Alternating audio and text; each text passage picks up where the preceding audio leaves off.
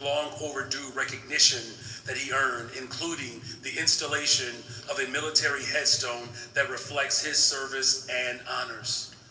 And we are always working to ensure that there are no more stories that end like Emilio.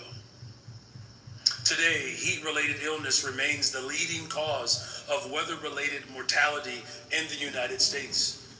And only 30% of single-family homes in Chicago have central air, compared with 76% of homes nationwide.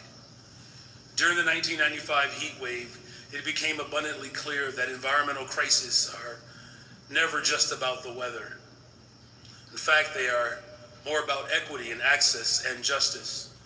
And that is why my administration is investing in climate action that focuses on the people and neighborhoods that are most at risk.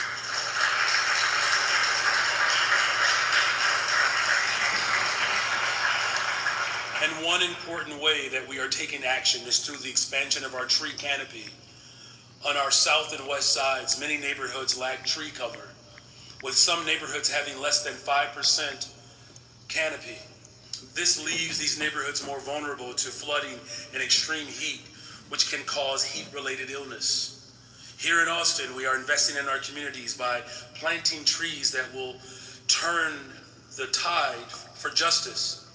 It would also provide long-term climate and health benefits. And through the Our Roots Chicago program, our city has been working to make neighborhoods healthier and more resilient by planting 75,000 new trees with a focus on communities that need them the most. And through a community-driven, data-informed, and collaborative full government approach, we have planted about 64,000 trees thus far.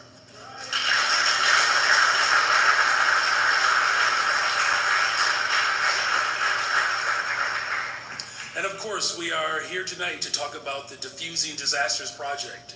This project is special because it is a true example of what I like to call co-governance in action. It was created through a collaboration between public health experts, climate scientists, city departments, and the communities most vulnerable to extreme heat. And through this partnership, we are creating tools and policies that accurately reflect the needs of our communities. And one example of this is the Heat Vulnerability Index, a resource that has been in development as part of the commitment that has been laid out in the Chicago Climate Action Plan. And this HVI is more than a data tool. It allows us to see the differences throughout the city and visualize where disparities exist, and with those insights, we can take action. It also improves us to educate and engage communities in conversations as we create the tools and shape the policies we need to ultimately protect communities from the growing threat of extreme heat. And Diffusing Disasters goes one step further by pairing the HVI with policy recommendations that have been developed by communities with the intention to transform systems and build climate justice. At a time when the federal government is dismantling not only environmental protections, but also federal disaster relief funding, this is the type of work that is needed. This project is a model of how community, academia, and city government can work together to make sure no one in our city falls through the cracks and ensure that everyone is protected. It is this collaboration that will ensure that the resilience and the healthier and the safer city that we all desire can really manifest. And in closing, I'm grateful that all of our city departments are coming together. I'm especially grateful to our Park District for hosting us tonight. But I'm also grateful that we have our Executive Director of OEMC.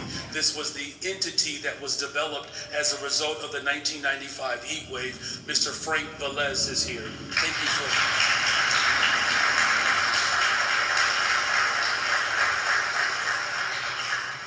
So let us continue the great work to protect our people and our communities. Thank you all. And with that, I would turn the program back over to Chief Sustainability Officer, Commissioner Angela Tovar.